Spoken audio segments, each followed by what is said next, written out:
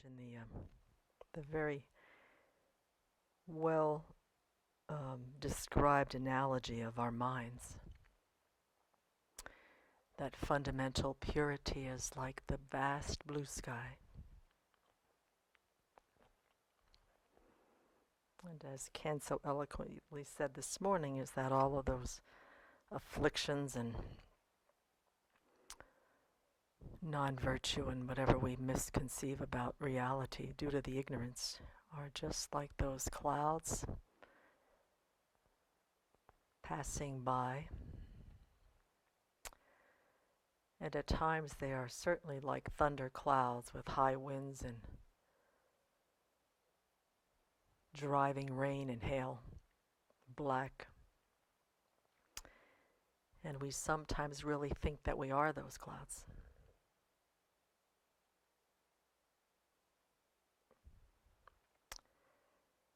But to always remember that that blue sky can never be destroyed or taken away or lost despite the appearance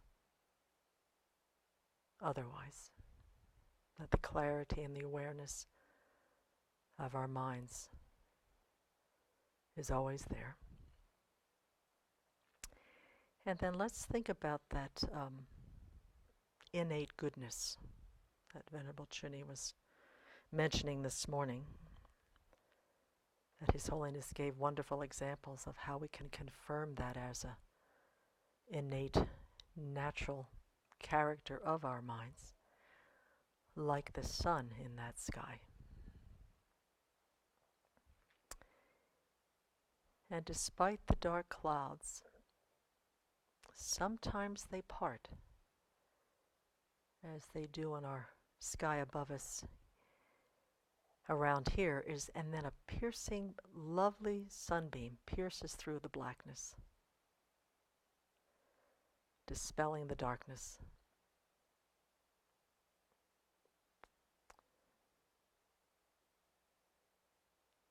And sometimes it's just a fleeting sunbeam and things cover up again. And sometimes that sunbeam becomes two sunbeams, then a little bit more space, and the clouds thin, spread a little bit far out, disperse. And so as we share the Dharma today, let's really remember this fundamental purity of our minds, this clarity and awareness, and this innate goodness that dwells in it. That becomes sort of the nourishment for all of our good qualities to grow. That will also never leave us or be destroyed or be polluted or damaged in any way. And that it will actually help us over time dispel the darkness of ignorance, help us to nourish our love, our compassion, and our bodhicitta.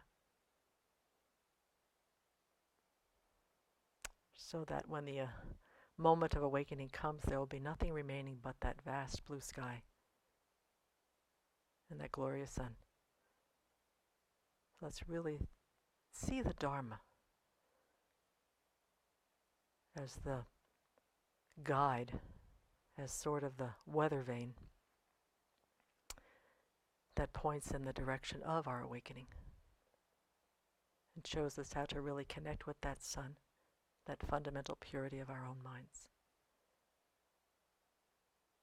so that we can not only awaken, but that we can also benefit all beings by doing so. So let's really connect with that fundamental goodness, not only in ourselves, but in each other and all beings.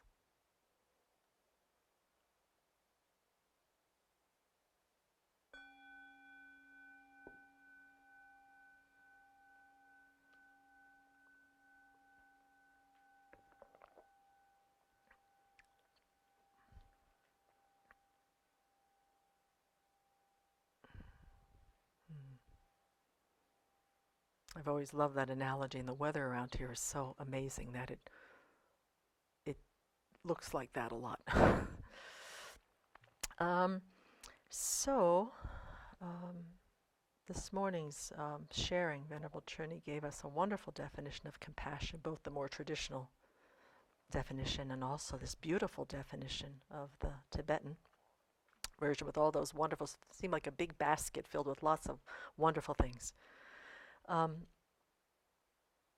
I also felt, because what I wanted to talk about today, we're going to kind of go back to some real basic fundamental groundwork that I think is so important if we're going to cultivate compassion is a few things. Is that how to become friends with ourselves.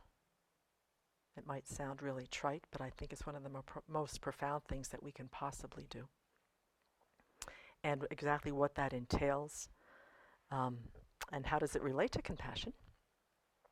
And then we're going to talk a little bit specifically about this obstacle called the self-centered thought. That is the biggest obstacle to this friendship with ourselves ever working or bearing any kind of virtuous fruit. And that how it operates and derails our good intentions.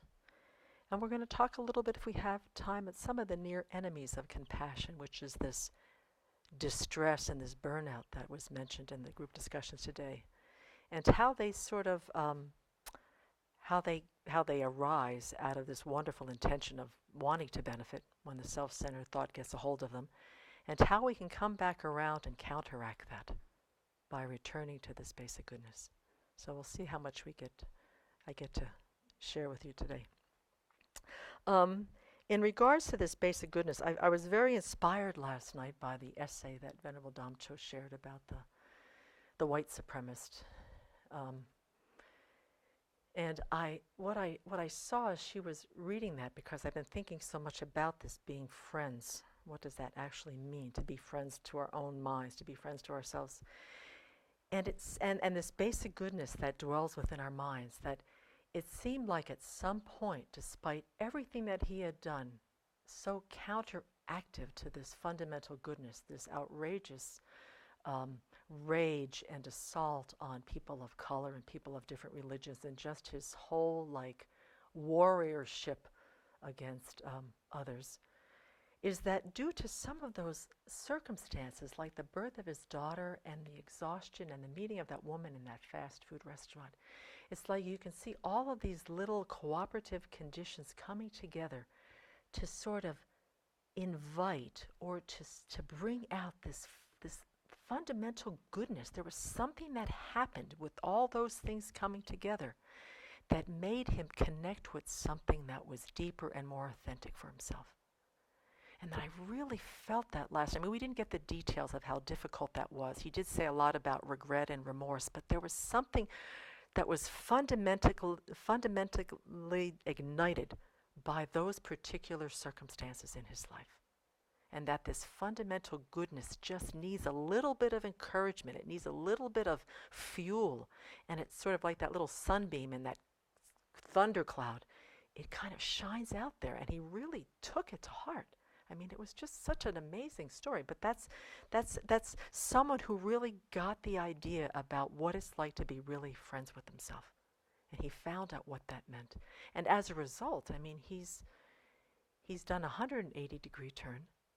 He's become an articulate spokesperson from an experiential standpoint of how hate begets hate, and only love and tolerance and forgiveness really matter in the world. I mean, it sounds like from a very direct experience, he's gone and taken that on the road and is becoming quite a voice for all that's encouraging in the world and everything that's promising in the world.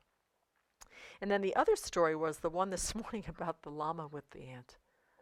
I mean, this Lama has already been in touch with his probably innate goodness for many, many lifetimes, because he's shimmering with this compassion, shimmering with this bodhicitta. It just sort of comes, even in the story, you could just see him sitting there with these twinkling, Tibetan Lamas, some of them have these twinkling kind of eyes that just exude this love, this compassion, this joy, this bodhicitta.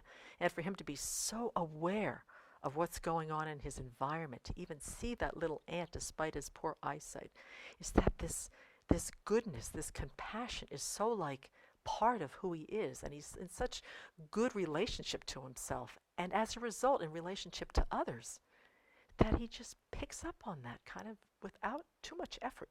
So they're, once again, seeing how this basic goodness and this befriending oneself can manifest in people's lives despite, difficulties.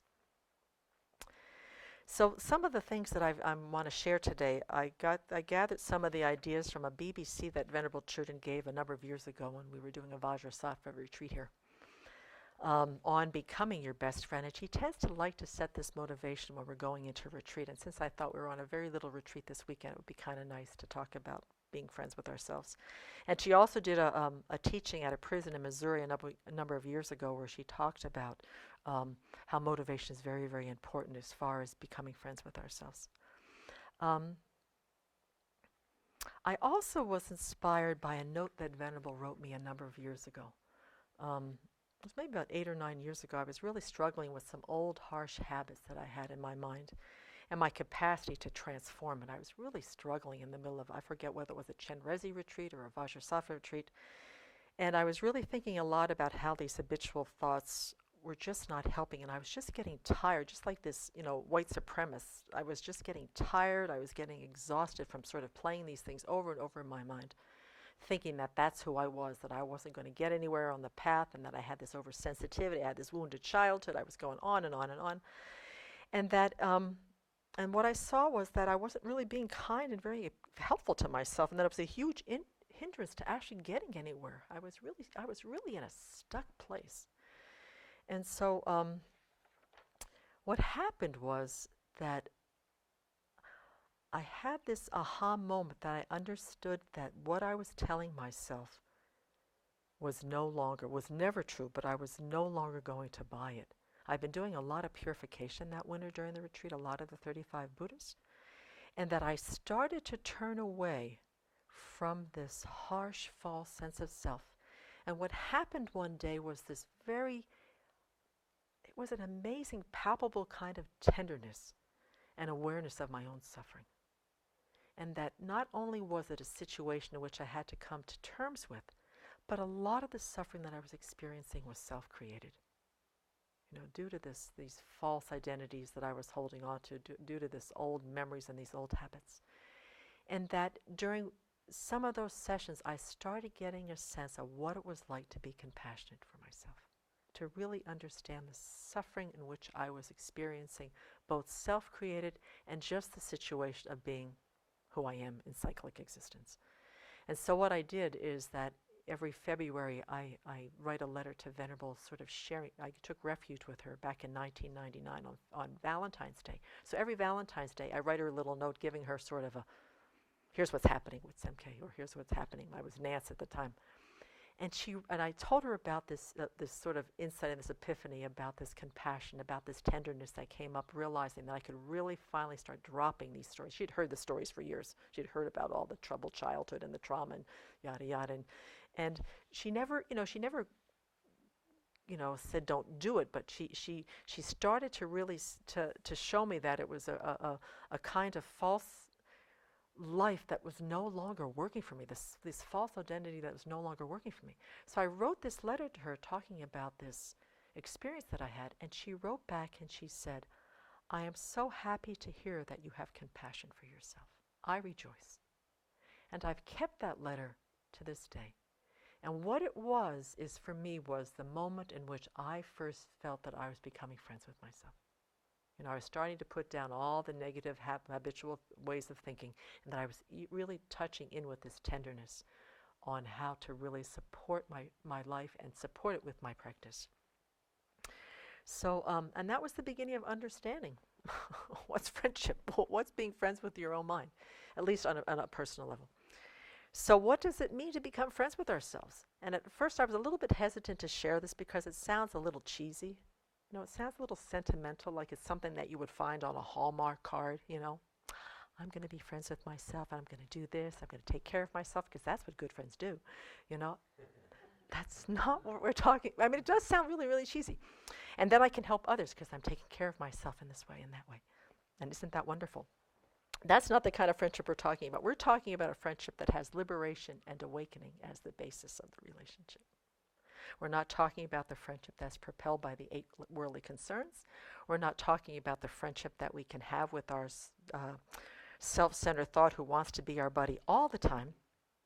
We're talking about a relationship that seeks the wisdom of knowing what to abandon, the friendship that really seeks to know what to cultivate, the friendship that really wants to discover the nature of reality, and a relationship that is transparent, self-accepting, compassionate yet firm, and doesn't give up on the friend, despite how troubling that friend might get and how bad the behavior might be, is that this relationship is a relationship that is probably the deepest and most intimate relationship that we will ever have. I mean, to really wrap our minds around what does it mean to be friends with ourselves. And if we want to truly practice the Dharma, this is a prerequisite. We're not going to be able to understand the Dharma. We're not going to be able to see it if indeed it is a tool of transformation for ourselves. We're not going to be able to see if indeed, it's that we're going to have any realizations. We're not going to be able to bear any fruits of the Dharma if we don't have this very intimate relationship with our own minds. It's kind of like 101, Dharma 101. What's your relationship to yourself? And it's going to be the most honest one we'll ever have. It's not going to be our relationship with our friends. That's not going to be the deepest, most honest relationship. It's not going to be our relationship with our family. It's not going to be our relationship with our spiritual teacher. In the end, it's going to be the relationship with this one that's going to really determine what fruits we bear as far as our practice goes in the long term. And so to begin with, really understanding that this friendship entails understanding what good motivations are, that they are a fundamental part of our practice and our friendship, that the long-term effects of our actions, the kind of karmic seeds we plant in our mind streams created by what we do, and the results we will experience in the future are largely based on our motivations. And being aware of our motivations increases our knowledge about ourselves. We really have to understand what makes us tick. Consciously cultivating a mind of compassion for ourselves really helps us eventually and over time be compassionate towards others. This is where it starts. So from the get-go, we have to know what our motivations are, what our thoughts are, what our emotions, what's going on inside of us. Because our mind is what generates the motivation. When the mind has a motivation, our body and our speech will follow. And being a good Dharma friend to ourselves keeps us honest as to why we do what we do. So this is sort of friendship class 101. Why do we do what we do? Do we ever understand? Are we ever checking in on what is our motivation? So part of becoming friends with ourselves is to know that that's something we have to be able to connect with, check in on, and understand what's driving a lot of our actions. The Dharma needs to be the common ground for this relationship because the Dharma puts us squarely in front of ourselves. There's no wiggling out of it. It's no, let's look good here. The Dharma is a great mirror. I mean, it shows us everything in our mind, the good, the bad, and the ugly. And being friends to ourselves gives us the support and the courage to be able to look squarely at what's going on in there. So that we can ask the right questions like, why did you just do that? Do you have any idea? Or, what were you thinking when you said that? Was that really helpful? I mean, there's an incredible inner dialogue that happens between really good friends. And these are the kind of dialogues that we want to cultivate. Now, there's nothing easy about it. It brings, the relationship to ourselves brings the Dharma to life in our minds because the most important function is to put a light on our motivations, to show us what's going on in our minds, rather than wondering what people think about us, what people say about us, what they think we should be doing. Being in touch with ourselves, we don't have to worry about that. What states of mind propel the things that we do in our life? And do those states of mind support virtue or not?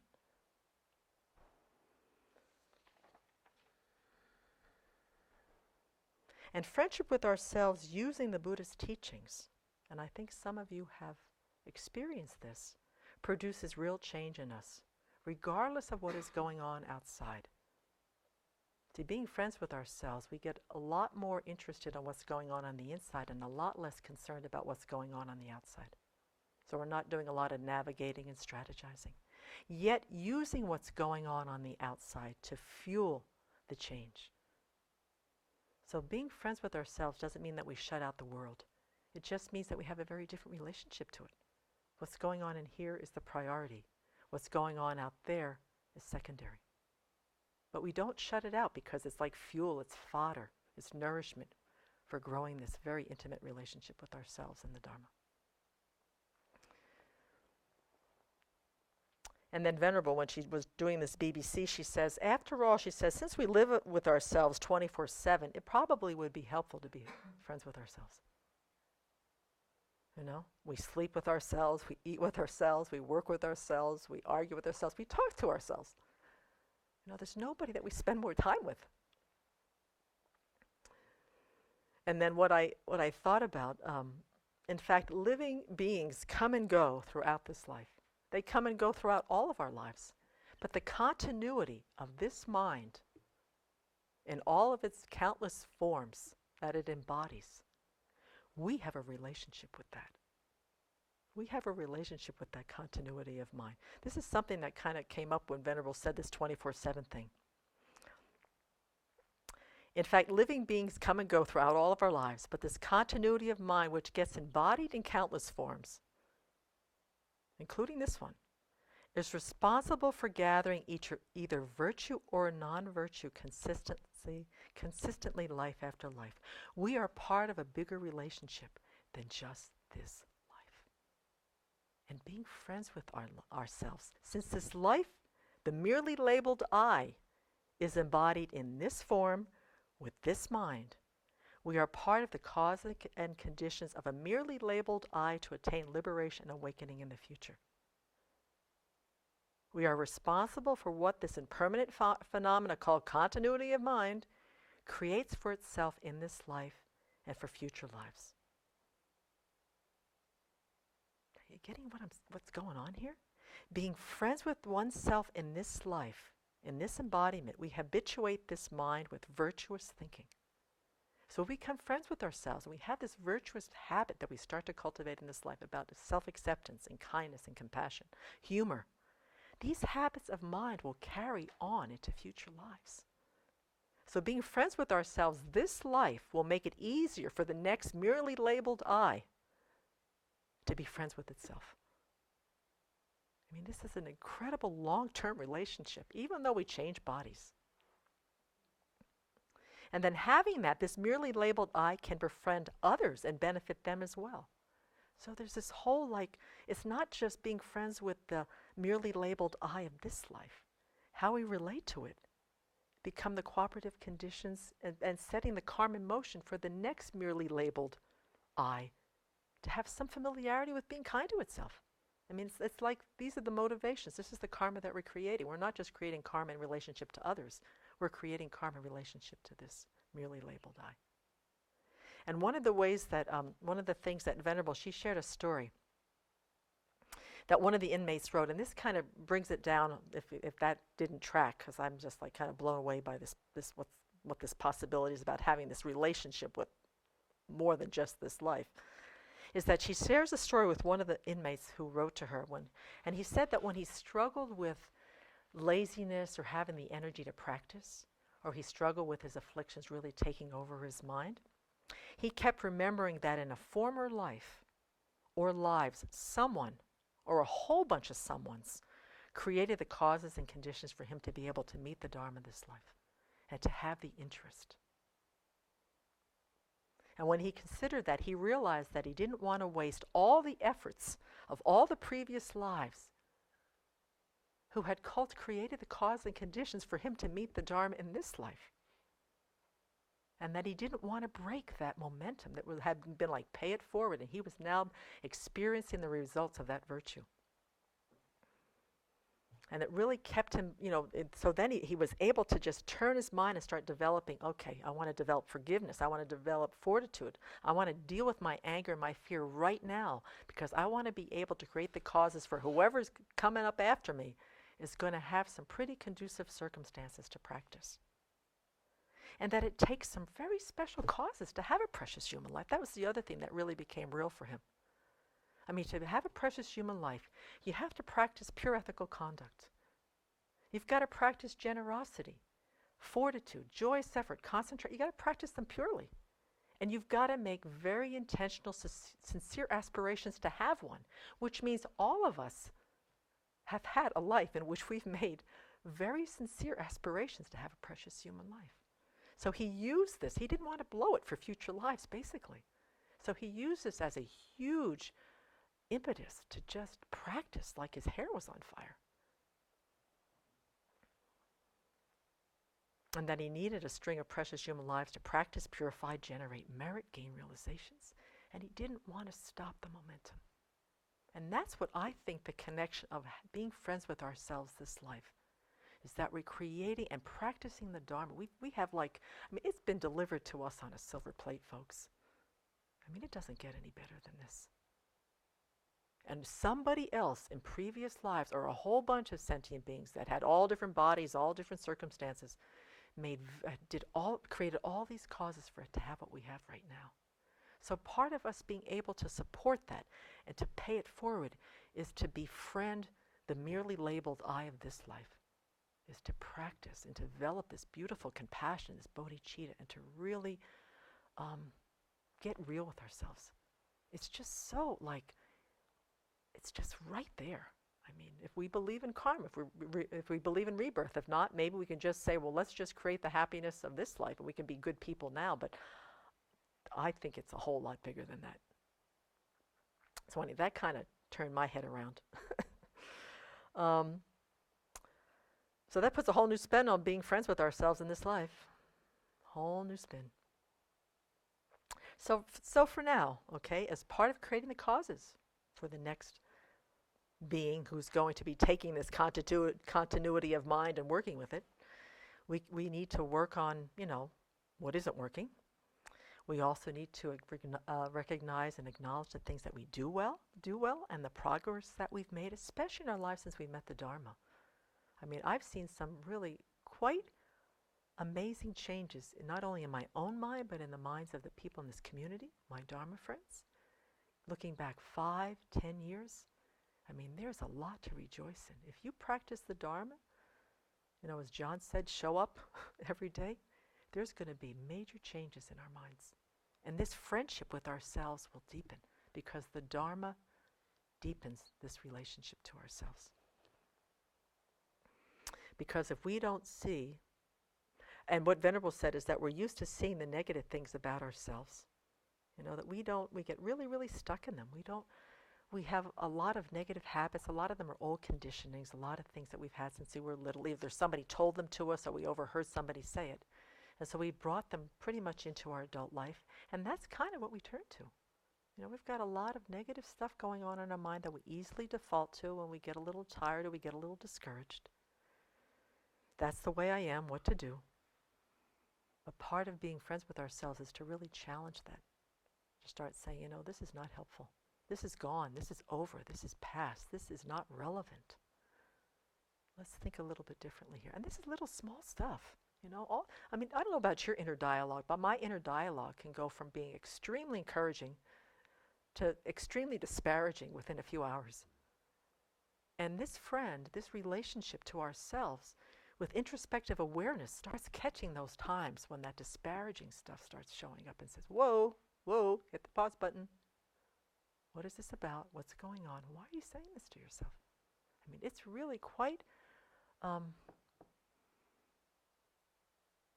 it's a continual necessity because the negative habits are so in there. The negative types of speech that we talk to ourselves about are so habitual that this introspective awareness has got to be there continually to catch it.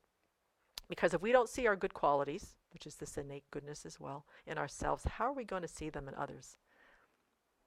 Just look at our daily lives. Have you ever noticed that when you have a mind that just looks at all the things that can't be done, that haven't been accomplished, the qualities that you don't have and probably won't have, like the glass is half empty? how difficult it is to change that perspective when you look at somebody else. Oh yeah, like Venerable Chuni was saying, yeah, you got a problem, you've got a problem. Your glass is almost half empty, I'm sorry, When you've got that in your own mind, disparaging yourself, not being able to look at your good qualities. When somebody comes into the room who's a good friend of yours, it's real hard to just suddenly put a full glass in front of you and say, wow, how was your day? That's great. You just got this half glass sitting inside your mind. It's just not going to go anywhere. It's going to sit there, and you're going to filter your daily experience through that half-empty glass. So if we're not willing to see our good qualities, that's what's going to happen. We're going to continually see these half glasses, and it can be a really discouraging mind. It's going to, we're not going to be able to acknowledge that we can become fully awakened. Then we're not going to certainly look at the potential to be awakened in others. So can you see how the relationship with ourselves has a lot to do with bodhicitta? Has a lot to do with cultivating this great compassion. It starts with having this profound compassion, curiosity, and commitment to oneself and to one's own mind. And it takes a lot of time. I mean, I still don't have a clear idea on how to be friends with myself. I'm still working on it. And part of the disconnect, and this is where the self-centered thought comes in, as part of the disconnect is that the self-centered thought, who also loves to be our friend and has a lot of ideas on what being a good friend is, always directs our attention away from ourselves. So on one hand, we're trying to cultivate this really wonderful internal friendship, and the self-centered thought continually wants us to direct our attention outward. So instead of looking at the causes of our own suffering coming from our own minds, the cause of our own happiness coming from our own minds, anytime we get into trouble, the self-centered thought says, there's your problem. There's your problem right there. There's the cause of your happiness. There's the cause of your suffering. Get it. Get rid of it. So it's all of this external focus on what's the cause of our happiness and pain. The self-centered thought hates clarity, hates wisdom, hates looking inside. It's terrified because it's going to be discovered.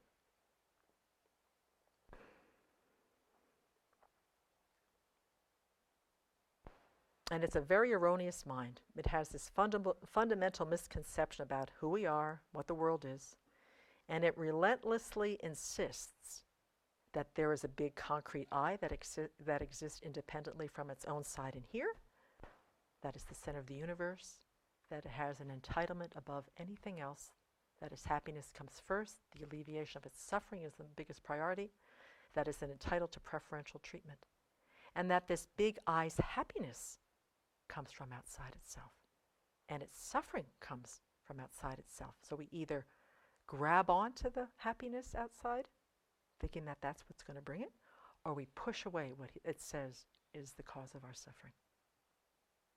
And as a result, we defend, we protect, we grasp, we push away. And then as a result of that, a whole bunch of actions follow, and we create a whole bunch of negative karma just because we believe the self-centered thought. Okay, so this is the major thief. This is really the saboteur of this very profound relationship with ourselves that we must have.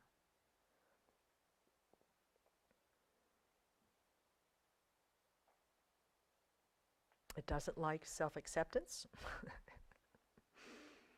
It doesn't like when we recognize and respect our own basic goodness. And what's difficult with the self-centered thought is it's very easy to identify, and it's very easy to call out and dismantle, because most of the time it's very infused with our good intentions. We rarely have a pure altruistic intention. We rarely have something that's totally just driven by the self-centered thought. Most of our intentions are very, very mixed bags. So it's hard to really identify it and pull it out and see it for what it is, because it's got itself so infused and so sort of interlaced with some of our most virtuous thoughts. I mean, it just hooks in quite, if we're not vigilant, it can really hook in. Okay. So here's kind of the crux of the issue here. We have to understand that until we can discern what is not helpful, what is harmful, until we realize the true nature of how things exist, the self-centered thought is pretty much going to be in control. The one that grasps that at this eye, that says it's the most important thing in the universe, that is so full of itself, and all the negative mental habits that proliferate to support it. Until we can identify the non-virtue in our minds, these misconceptions about reality, and the shenanigans of the self-centered thought, and this is where the Dharma becomes part of the relationship to ourselves. So on one hand, until we can discern the non-virtue, the shenanigans of the self-centered thought, the misconceptions about how things exist. Okay, that's one thing that we've got a task, our friendship with ourselves got to deal with. The other one is until we can really see and acknowledge and respect the goodness, the kindness, the wisdom, the compassion, not to mention the bodhicitta that we're trying to cultivate. That compassion and bodhicitta are going to be no more than an idea. I mean, we've really got to learn how to discern and separate what to abandon and what to cultivate, and to see them very clearly.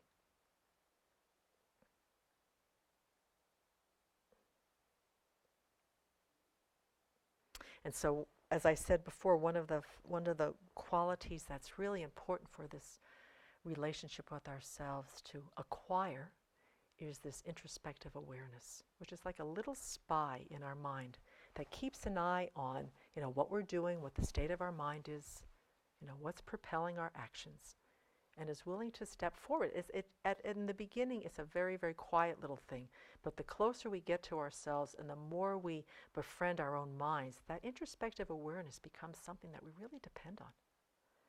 It remembers our potential, our innate goodness, and it's the one that asks, is this pleasure you're going after right now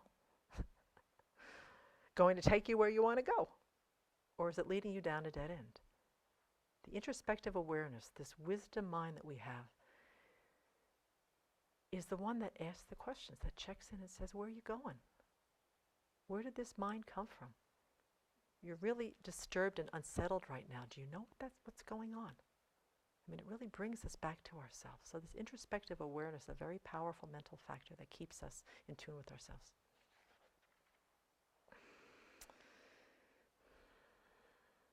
So I wanted to give an example. Venerable shared this in that BBC about becoming friends with ourselves, on how the self-centered thought hijacks some very, very simple, beautiful, virtuous qualities that we can have, which is one of them is really recognizing and acknowledging our good qualities and being kind to ourselves. So she kind of gave these two a little bit how it hijacks with an inner dialogue that we believe a lot of the time.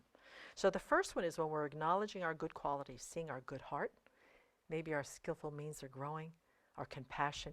It will pollute the virtuous experience by interjecting very slyly, you are good. Why people don't see it is beyond me.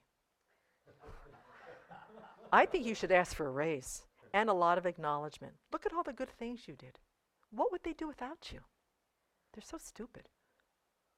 So here is acknowledging some of our good qualities, and the self-centered thought comes in and turns it into this diatribe against anybody who's, who might know that you have these good qualities. So it turns into a whole bunch of arrogance, a whole bunch of pride, and a whole bunch of conceit, when all you wanted to do was acknowledge that maybe you're organized, maybe you're good at facilitating, maybe you're, can bring people together and collaborate, and it just goes off on this thing that takes that beautiful virtue, you could just feel your chest going like this, oh yeah, I am good. Yeah. The other thing it does when you're trying to be kind to yourself, okay, having some forgiveness, having some empathy, it goes in and mixes it in and turns it into this self-indulgent, self-gratification, sense-pleasure experience by saying, reward yourself. You are so kind. Yeah, you've got a great practice. In fact, I think you practice too much. Tomorrow, why don't you stay in bed? And in the afternoon, why don't you go to the movies? Give it a rest. You're doing great. Don't worry about your practice. I think you're just doing a little bit. You're taking your practice way too seriously. Just give it a rest for a few days. So here you are trying to be kind to yourself, and it throws you into this whole thing. And how many of us have not followed that voice? Slept in, called up a friend, went to the movies instead of going to the Dharma talk. So every chance it gets to reify the sense of self and turns all activities into satisfying the false sense of self. It'll do it. Let's just puff it up. Let's just make it big. Let's make it solid. Let's make it permanent. Let's have it go grasping out there or pushing away. It's a full-time occupation that the self-centered thought will do. That there's a difference between arrogance and appreciating one's goodness, and a difference between being kind and being self-indulgent. But the self-centered thought doesn't care. It'll do anything to mix, conflate, inflate, dismiss, contrive, and just pollute this beautiful, virtuous activity of just, acknowledging our good qualities. Okay, so becoming friends with ourselves, we learned slowly how to acknowledge the good qualities without exaggerating and becoming arrogant, and being kind and compassionate and forgiving towards ourselves without becoming self-indulgent. All right, this wisdom is very important for our spiritual practice as well as just functioning in everyday life. We need to be able to recognize our good qualities. We need to show some kindness to ourselves. Life is hard. The path is difficult. And the world is pretty unreliable. You've got to finally start working on building some trust that the most reliable source is the Dharma within our own minds to keep us going, to keep things clear, keep the arrogance and the looking at our own good qualities totally separate, and our kindness and our self-indulgence totally discerned, because the world is not going to do it. It's not going to be able to do it. It's too consuming. So the wisdom that we get from being friends with our own minds will be able to slowly will be able to discern when the self-centered thought is playing. It'll take a very long time to dismantle it, but boy, once the jig is up with the self-centered thought, we catch it a whole lot faster. We can laugh in its face, which it hates. It hates being laughed at.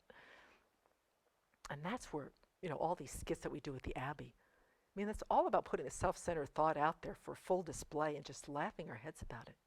And it just diffuses it.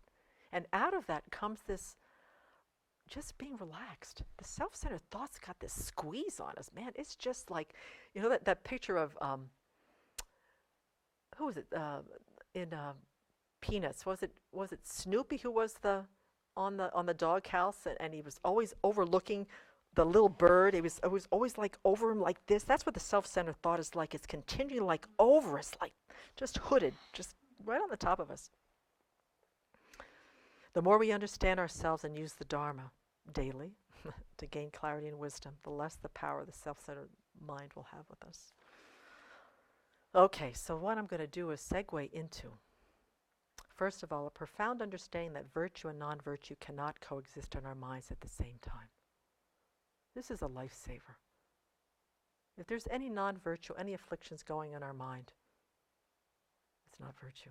They just can't. We can't have love and hate in our minds at the same time. We can't have jealousy and rejoicing in our minds at the same time. We can't have anger and, loving kindness in our mind at the same time. So this is usually a good flag when there's affliction in the mind that the self-centered thought is in play. So we'd be able to learn, how to first of all, to know that that's a truth, that they can't coexist. So that's helpful.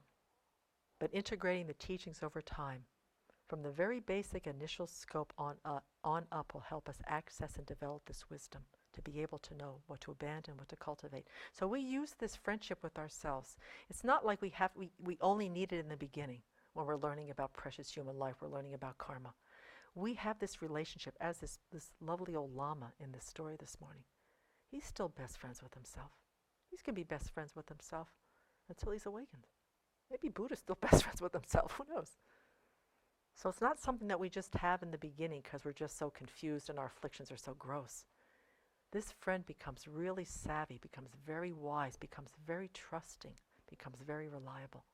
And the more subtle, the farther down the path we get where the afflictions become more subtle, this friendship is going to become very, very deep and very, very profound and very, very wise. We're going to need it all the way from start to finish.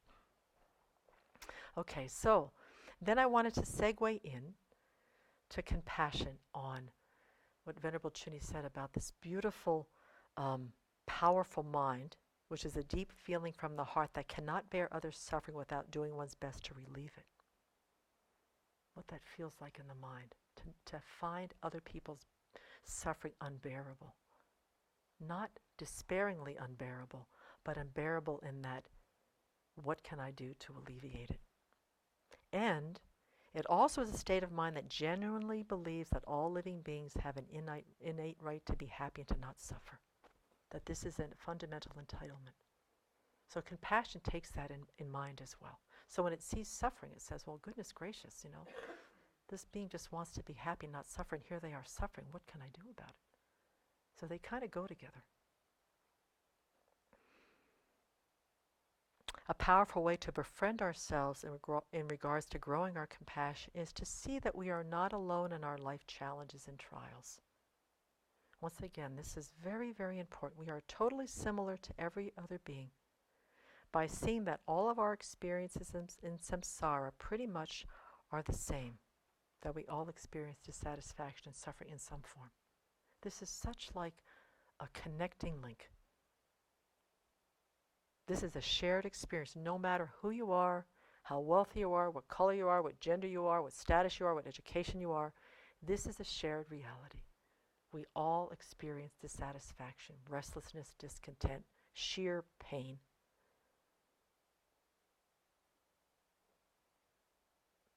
And that the self-centered thought wants us to feel isolated. It doesn't want us to feel connected.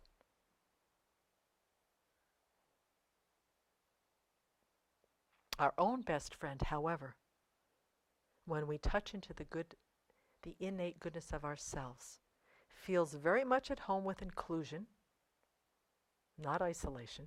Okay, self-centered thought likes isolation. Friend, our mind, likes inclusion.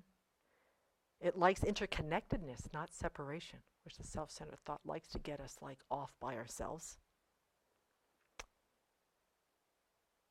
Our friend feels very much at home with empathy. Self-centered thought would prefer indifference. When we pay attention to what's going on inside and what really makes us happy, it's the warmth of our hearts in relationship to others, no matter how momentary that relationship is, because we have a shared reality.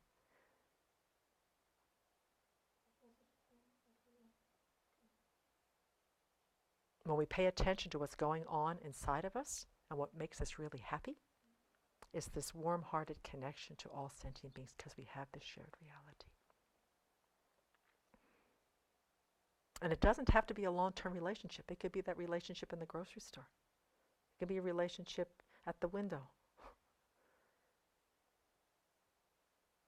So compassion for ourselves living in cyclic existence, seen as a shared reality with others, to see how dukkha plays out in our lives, gives us an opportunity not to collapse in on ourselves, but to open up. This shared reality, I mean, it's a heart opener.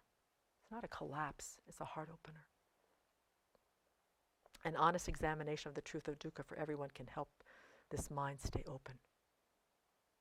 So I'm going to go over very, very quickly the shared reality that we have with all living beings, bar none. The three kinds of dukkha. Okay, first, the dukkha, we have this in the parting from the four clingings that we say at lunch. First is the dukkha of pain. All right?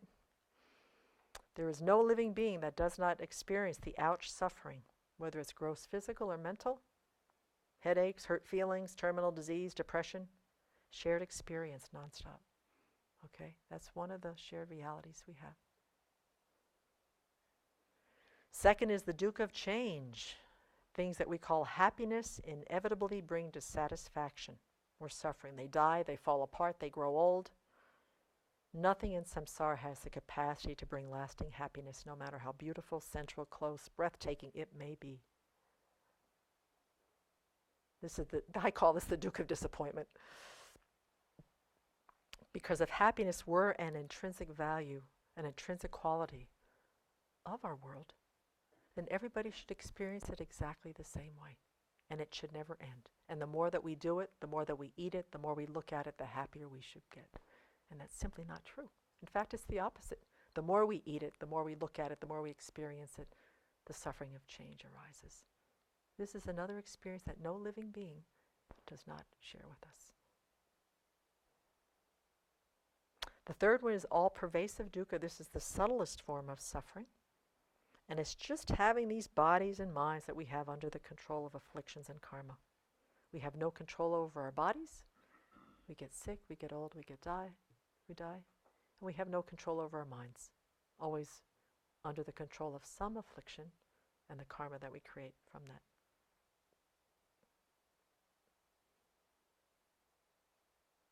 And His Holiness says that only, this is kind of where the compassion arises, when we really see the connectedness by the shared reality of the three kinds of dukkha.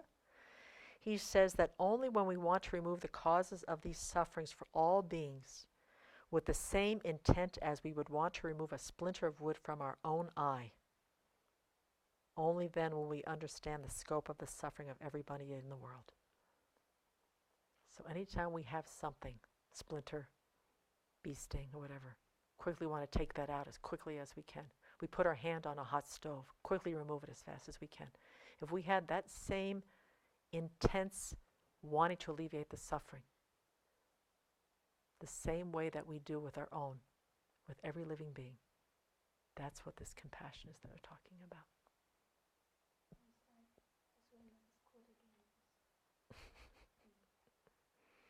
Only when we want to remove the causes of these sufferings, the three dukkhas, for all beings with the same intensity as we want to remove, let's say if we got a big splinter in our eye, we've got to get it out immediately. Take me to the doctors. I need this to be removed.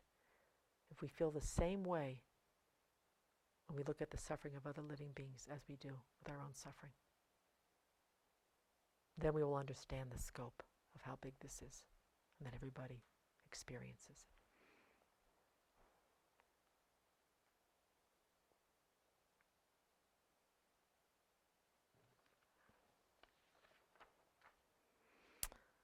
it. Okay, so now we're going to get into some of the misunderstandings about compassion held by the self-centered thought. So now we're going to go to what we call, they're kind of like near enemies. There's compassion, which is this wonderful wish for all beings to be free of suffering and its causes. And then there are these, they sort of look like compassion, but they're not. And this is when the self-centered thought gets in there and starts mucking around with our virtuous intentions that this can happen. Okay, so the first one is pity. All right? Pity is not compassion. It is condescending and proud when looking at the suffering of others. And there is a kind of a power differential. It could be political, it could be economic, it could be social. But there's something, I'm up here, and it's sort of like I am so compassionate. I have so much compassion. I have all this time, which is so valuable. But because I have so much compassion, I'm going to take my time and I'm going to help you because you don't know how to help yourself. So there's this kind of condescension with pity, is that there's somebody suffering and we've got ourselves somewhat elevated and we're looking down on them. And through our altruistic endeavors, we're going to do them a big favor and we're going to help them. That's what is considered in the Buddhist worldview. Pity and compassion are very, very different things. It's got a condescension, a little bit of a pride wrapped around it. Is puffed up and plays us out as a benevolent being who out of the kindness of our hearts will stoop to help. I mean, you can just kind of hear this. You know, this ego just kind of puffing itself up and wanting to help with this kind of mind. We have lost the connection to our best friend who might have come into the situation with a virtuous motivation but had been hijacked. So we might have wanted to help somebody. But this self-centered thought, who's always looking for attachment to praise, attachment to reputation, being the center of the universe, it just twists this virtue and makes it this condescending, proud denigration of the sentient being that we're trying to help. Okay, that's the first kind of near enemy. The second one, I'll take the compassion out of this, as we said this morning. It's not compassion burnout, it's burnout. And here are the symptoms. Only if I am suffering as well am I truly compassionate. We lose sight of the process and journey of being of help as best as we can, as best as we're able and get too fixated on accomplishing the goal, no matter what it takes. Invested in future results. Our family and friends never see us. Our health goes down the drain. It's all we talk about. My work, my help, my job. I'm helping sentient beings. Our mental happiness is gone, and we're stressed and we're exhausted. The self-centered thought loves martyrs. And that's what happens to this wonderful intention to help. It becomes an obsession. Attachment to reputation. Control. We're in over our heads and we complain about the enormity of the commitment, but we don't see any alternatives. The self-centered thought disconnects us from what we really are capable of doing because we're attached to our reputation and praise or fear of failure. I mean, how many times have we gotten in over our heads and we just can't back out because we've kind of overcommitted ourselves, and if we back out, we're going to look bad. So we just ruin ourselves. We try to take care of everybody but ourselves. And this is the one that we have a lot of shoulds. I should be able to do this. I should have more patience. I should have more time. I should have more resources. I should have more energy. I should. And another telltale sign of this one is that we get angry more frequently because no one is appreciating our efforts and our sacrifice. And this happens when we haven't developed enough wisdom inside ourselves and discernment. Good intentions gone awry. That's what happens here. We've got good hearts, but we just can't discern when we've overcommitted, that we're out beyond our capacity, that we're really taking on more than we can carry. This is the tragedy of the self-centered thought, that it really takes a virtuous heart and just sort of pollutes it. Okay, the other one that's somewhat its close kissing cousin here is called personal distress. So this is when we see others suffering, we feel their suffering, and then we turn our full attention to our own suffering in response to it. We have totally lost track of the person that we were trying to help because we're so totally immersed in our own suffering. We are no longer available for them. We've stopped being in the present. And of course, this is self-centered thought, because who's the star of the show? This poor, suffering, distressed person who's just trying to help. This happens a lot in families. This happens a lot with pets. I'm suffering. I can't stand to see them suffer. Oh. We are consumed with our own suffering. And then it's our own suffering that takes over. When we're not clear about our responsibility, we sometimes become Ms. or Ms. Fix-It, or Ms. or Ms. Control, using guilt and coercion to make it all better. And then when it falls apart, then we fall apart when it doesn't get better. Our emotions overwhelm us, and then we're paralyzed. We can't do anything. This is high drama for the self-centered thought, man. This is high drama. Once again, it has sabotaged a heartfelt response to the suffering of others, has polluted it, tangled itself in it, enmeshed itself in it. And it's hard to untangle then,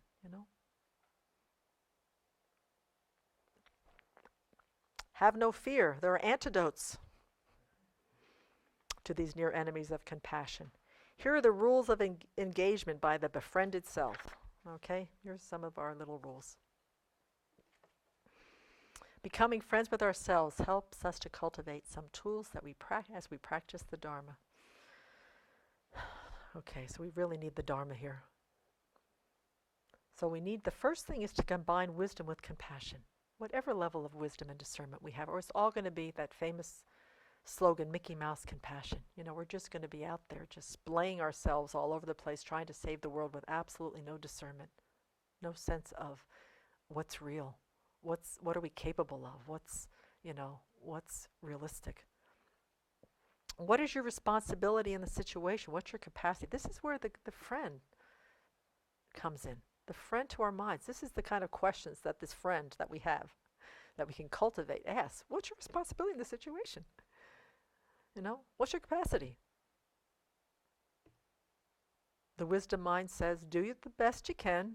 to ease the suffering of this being, but don't take over the lives and don't ruin your own. Okay, famous words. Don't take over other people's lives, and please don't ruin your own.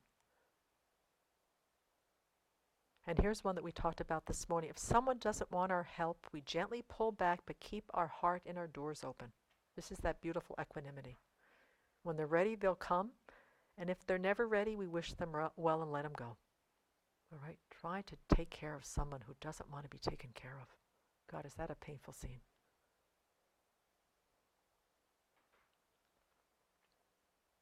If we get frustrated with someone's behavior, it's helpful to look at our own lives and see where we are alike. I have many challenges in my relationships that cause me suffering, so I am no different. Given the circumstances and the situation that are coming up for somebody else's life, if I had had those same situations and that same conditions, chances are I probably would be behaving and reacting in the same way. I mean, that's a real leveler of the playing field. You know, I think Venerable said that when she saw years ago when they had those videotapes of Rodney King getting beaten by the police because he had been looting. You know, she said, given the same circumstances of his life, given the same conditions and circumstances of those police officers' life, if I had put myself in those shoes, would I have been different? Would I behave differently than Rodney King? Would I behave differently than those police officers? I'm not sure. So once again, this is really seeing, shared reality. Okay, next thing, that is an antidote to this near enemies of compassion. Take a break if we need. Have a sense of humor. It keeps us from taking ourselves too seriously and helps us to connect with the humanity of others.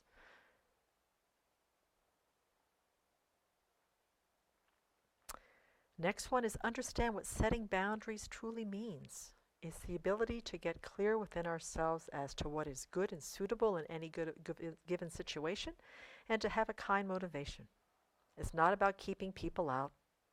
It's about getting clarity about our capacity to be of benefit. This is what happens. Venerable kind of made this definition because we kept using, I think it's part of our psychological paradigm, is setting these healthy boundaries. And she once challenged that. She said, if we're clear about what we realistically can do and we have a good motivation and we know what our capabilities are, we don't need to set boundaries. It's only when we're unclear and confused and maybe attached to what people think that we need to set boundaries. Because we don't want people to take advantage of us. That doesn't happen when we have some clarity.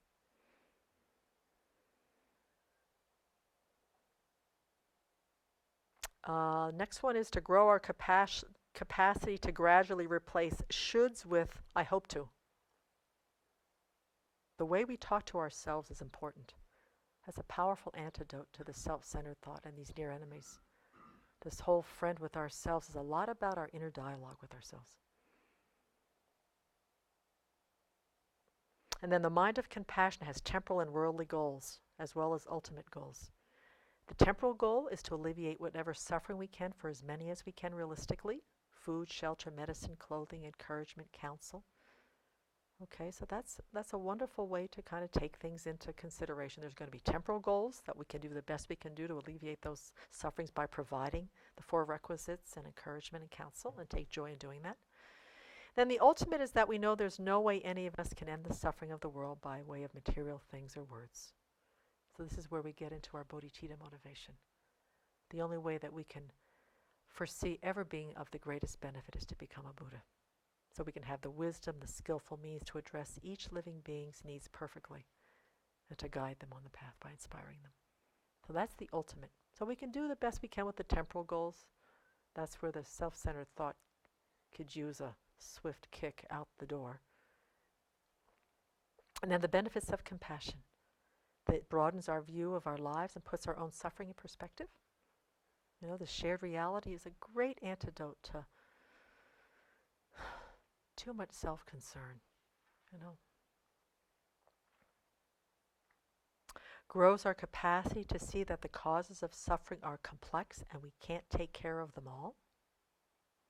See, compassion has a very, very big mind. We don't have to fix things. Brings joy in the process of relieving suffering, not the goal to end it.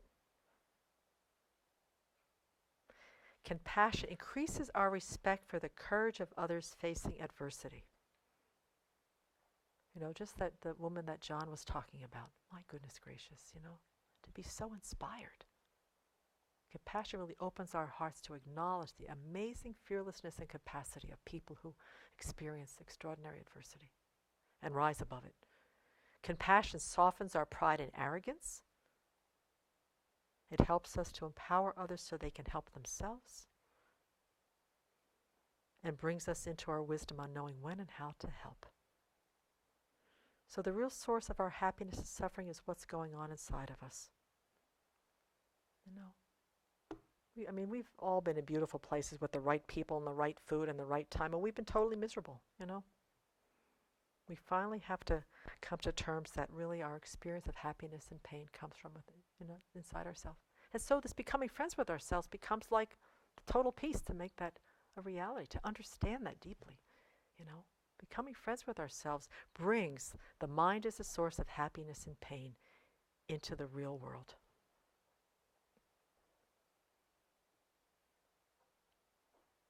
That's my 2 cents.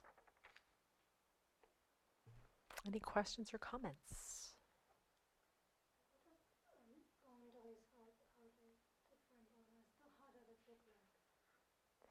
Well, it's, when you're having a difficult time or there's something coming up that you're feeling a little overwhelmed, is that it's really helpful to understand, what's your capacity, what's your responsibility, and be very clear about that.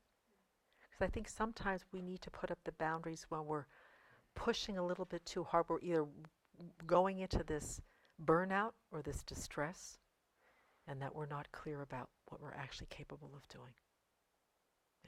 Because then if we're not clear, then we've got to put up some sort of boundary out there, because we're afraid that we're going to be taken advantage of. Because we've got ourselves just totally out there, overextended, overcommitted, unclear. Yeah. Just want to make sure I understand a little clarity on the terms and I understand them correctly. So, is the suffering of pain also translated as the suffering of suffering, or is that different? Okay, it is the same. Okay. And then, and then also, and I think also in Vanderwall's book, what's it called?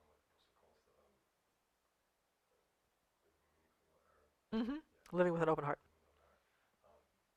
It's confusing because anyway, so she talks about temporal and spiritual. Could you also, would that also be the same as conventional and ultimate, or are they slightly different there? In the context that you just used it in now, you're talking about temporal, and then you said ultimate. No. Well, the way that she put it is that it's ultimately we can't alleviate the suffering of the world except by becoming Buddhas. It's not the ultimate nature of reality. But realizing the ultimate nature of reality, that's where we will become Buddhas. But conventional and ultimate truth don't have to do with temporal and spiritual happiness, or the ultimate goal of all of our aspirations. The ultimate goal is awakening. The temporal goals for now we can work with as well, which is to alleviate the suffering on this, worldly level. But isn't that also conventional? Conventional truth is beyond just worldly things.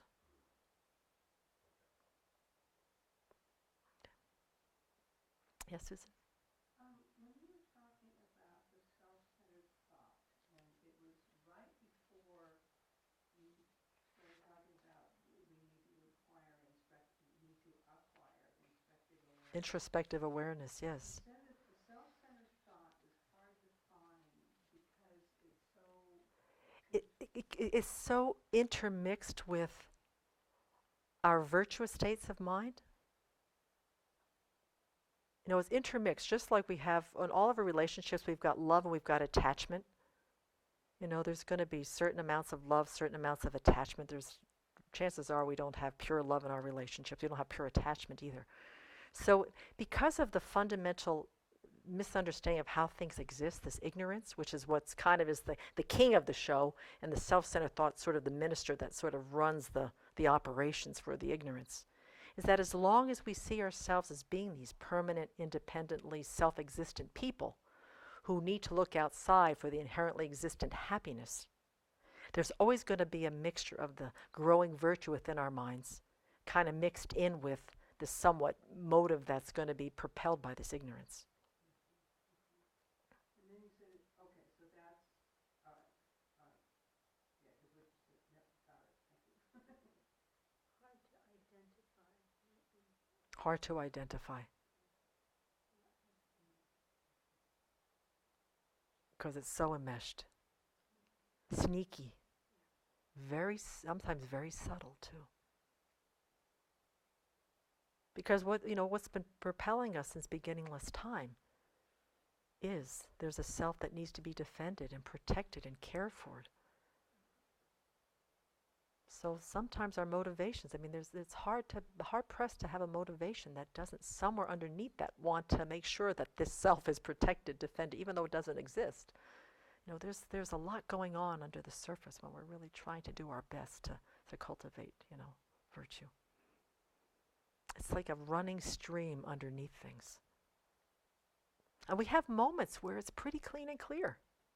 We've had those moments where this goodness just shimmers. Everything's fallen away. We don't really care what people think. We don't care whether we get what we want. We're just there in the moment with this, the goodness is right there.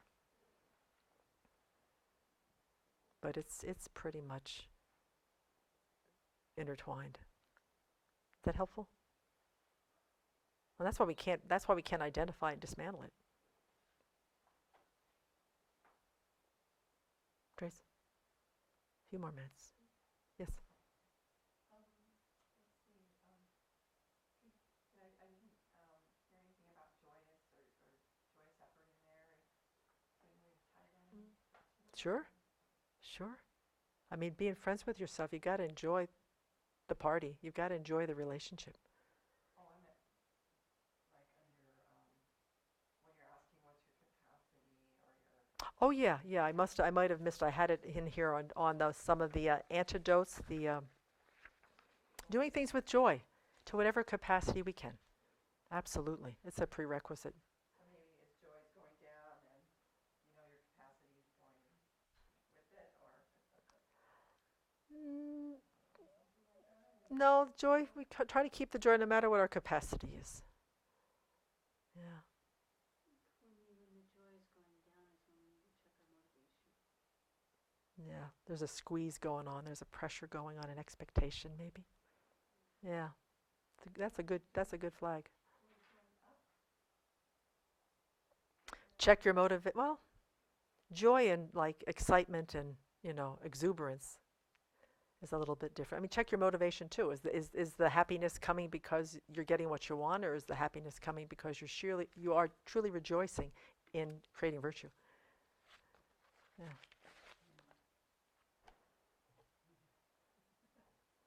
Once again, the self-centered thought holds no bar none. It will contaminate and pollute anything, no matter how virtuous. But once again, this isn't a despairing state of mind. This is why the Dharma becomes such the rare jewel that it is. Because it teaches us in this relationship to ourselves what to cultivate and what to abandon, the kind of states of mind that are helpful and what aren't. Everybody looks so despairing. Is this, I celebrate when I see that I'm doing something with a better state of mind and a better motivation than I did before the Dharma. Oh, it's incredible. I'm not pumping up my ego. I'm just celebrating Yeah. the steps that I'm seeing. Yeah. But what happens sometimes, I think it's very important for us to understand what we're up against. We've got the capacity to become awakened. And at the same time, this obstacle of ignorance is in the way. And self-centered thought is one of the ways in which that ignorance manifests. So we've got we've got both things going on. But don't ever remember that the potential of becoming awakened is there all the time. And that the small things matter. It's just like that big, huge ocean with these little drops of water. Every little drop of virtue, every little drop of understanding, every little drop where we turn to our minds for, our own wisdom and for our own understanding, that just builds up the ocean till finally the ocean becomes an ocean.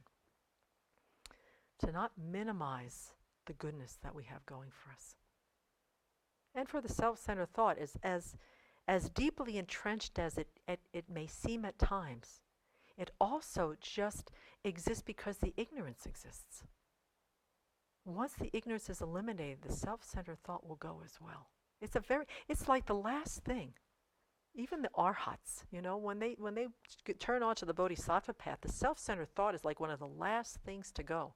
So if we've got it going on in our minds right now, getting intermixed with our virtue and with our good deeds, it's a given. And we're going to have it for a little bit longer here. But it's okay. We can laugh at it. We can dismiss it. We can just turn it out.